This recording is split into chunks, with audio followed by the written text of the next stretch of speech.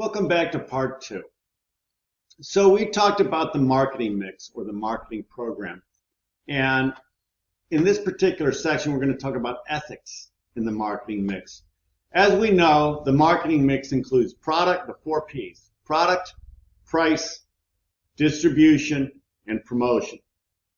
The 4 P's, the distribution being place. So ethical issues hit every single one of the marketing product mix or promotion, the marketing mix, including HR and business issues. Product related issues. There is a ton of pressure for firms to keep product and service costs low. So ethical issues can arise in product design that might be unsafe, or cutting corners that might be unsafe, or if you make a flaw in a product, bringing it to market anyways, even though you know there's a flaw in that. It's unethical to do so, but because of the pressures to keep costs down, oftentimes it's that gray area. The other thing is, as I mentioned in the last section, if it doesn't pass inspection or EPA standards here, should you dump it into another country that doesn't have as high EPA standards? Again, that is highly unethical, but it's not illegal. And that's where the gray area comes in. Pricing related issues really stem from price discrimination and also from price fixing. Price discrimination means firms charge a different price to different customers, especially if they have a subsidiary or they have a customer that is one of their better customers.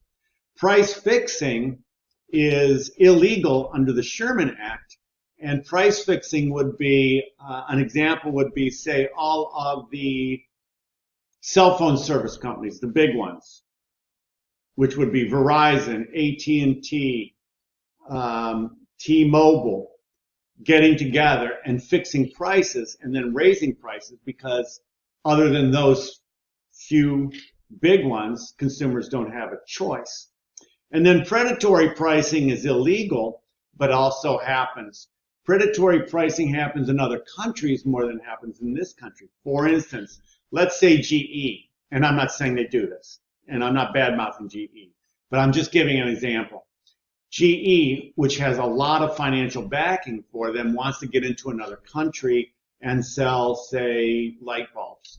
So what they do is they go in and they cut their prices below all the competition for light bulbs because they have a lot of financial backing behind them. Everybody else goes out of business because they can't compete with those low-priced light bulbs. Then when everybody goes out of business, GE will then raise their price above what the price was originally from the competition. That's called predatory pricing. Charging a price to try to put others or your competition out of business. And then, of course, superficial discounting. They advertise a price, and you see a lot of that with the not black market, but the Black Fridays. They advertise a price, but then they don't carry it in stock. Supply chain issues relate to buying from somebody who is not ethical, hire subcontractors who are not ethical, or subcontractors that don't carry insurance. They create supplier codes in order to save money, and they also hide money from the government by using different suppliers that are part of their own business. And then finally, promotion-related ethical issues is false or misleading marketing communications, ambiguous statements, or bribery, which is against the Foreign Corrupt Practices Act or the UK Bribery Act. And then direct marketing also is fraught with examples, and there's an example right there. So managing and controlling ethical issues. It starts with self-regulation. Beyond self-regulation, you have the Better Business Bureau. Beyond the Better Business Bureau, you actually have the court system that will regulate marketing ethics. Generally speaking, the issues come from competitors. If in fact a company is false advertising, their competitor will bring it to the Better Business Bureau, or they'll bring it to the law. The law will say cease and desist until we can figure out whether it's true or not, and that's how usually it starts. Oftentimes, industries also have review of practices through their own industry guidelines and through their own Better Business Bureaus. So ethical dilemmas related to technology. Big data is a challenge in privacy. We talked about what is big data and what goes beyond that privacy concerns. Obviously, if you give somebody permission to advertise to you, that's great, but there's a lot of stealth marketing and surreptitious practices out where a website would advertise one thing, you click on that website, they drop cookies into your browser, and now every time you hit a website, it goes right to that. That is an invasion of privacy. It's also unethical relation to technology. So codes of conduct usually exist with each company, with each industry, and then it goes beyond that to the Better Business Bureau, and then it goes beyond that to the laws. Key considerations, you got to examine high-risk areas. You've got to state your values and your mission and your conduct that's necessary to comply with the laws. You got to identify what your values are within the corporation. And then not only do you have to identify those, but you've got to stay with those values. And you got to consider those values that link the organization to your stakeholders orientation. Remember, we talked a lot about the different stakeholders. It all starts with ethical leadership. If the top is ethically compliant, the leadership team, and they hold their employees responsible to that ethical leadership, then you don't have a problem. Generally speaking, ethical companies that are unethical companies, start with unethical leadership. Look at WorldCom. Look at some of those others that have been cooking the books and that type of thing. So you have to create a common vision. Employ relevant resources to ensure that you're complying with ethical standards.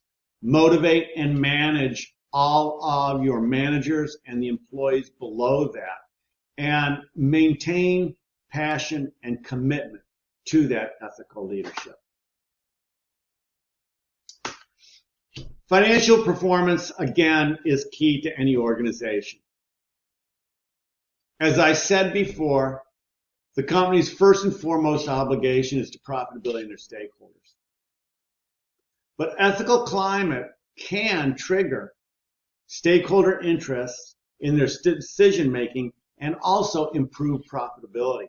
If you work better to understand your customers, your stakeholders, your suppliers, more customers will buy from you. Ethical climate is linked to quality and trust. Quality and trust is linked to market share.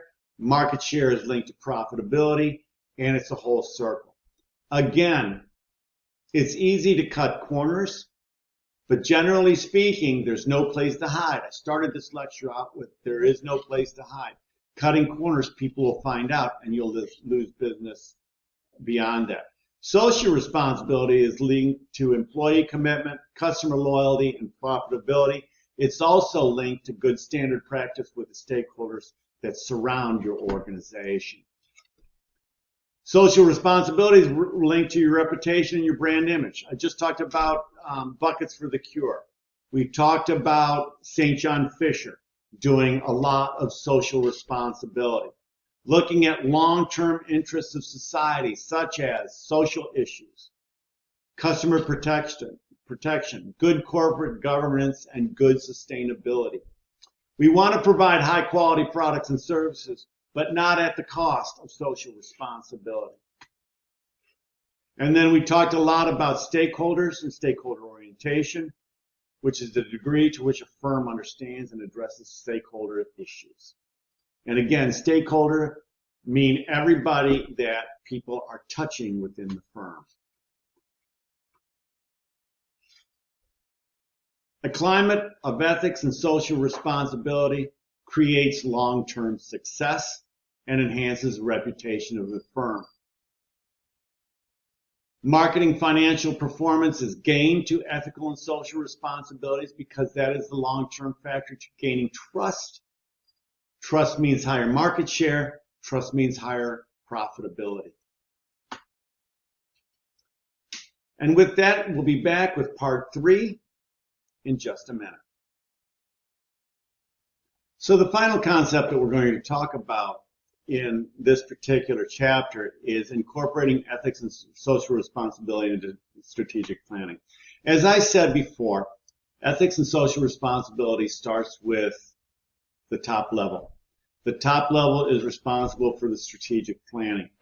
Companies that fail to incorporate ethics and social responsibility into strategic planning are going to fail. They have poor marketing performance. They have costs of legal violations, civil litigation, damaged publicity, all of those things. A strong organizational culture starts with strong organizational leadership. Strong organizational leadership then makes a strong strategic plan that incorporates ethics and social responsibility into it. And then from that strategic plan comes the marketing plan, which also incorporates marketing ethics and marketing social responsibility for an internal, process-focused, sustainable, ethical organization. And with that, I hope you enjoyed this video lecture, and I will see you soon.